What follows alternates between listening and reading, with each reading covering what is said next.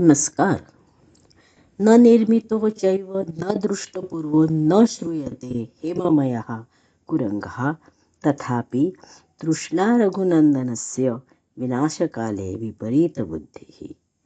हा चाणक्य नीतीतील अध्याय 16 मधील 5वा श्लोक आहे. अर्थ असा: सुवर्णमृग कधी उत्पन्न नाही झाला, ना कधी कुणी पाहिला, न त्याच्याबद्दल कधी कुणी ऐकलं, तरीही श्रीराम त्याला शोधण्यासाठी निघाले. कारण विनाशकाल आल्यावर बुद्धी विपरीत वागू लागते.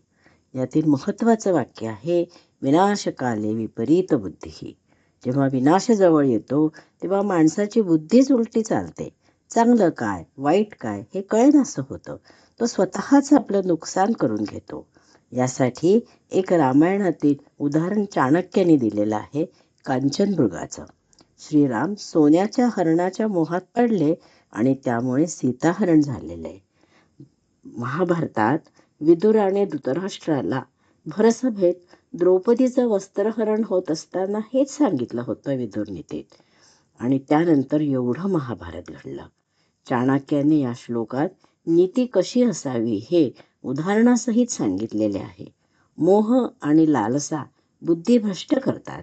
म्हणून त्या काळात माणूस चुकीचे निर्णय घेतो, त्याची निर्णय क्षमता संपते आणि तो हिताच्या गोष्टी सोडून अहित करणाऱ्या गोष्टीच निवडतो. विनाशकाले विपरीत बुद्धी.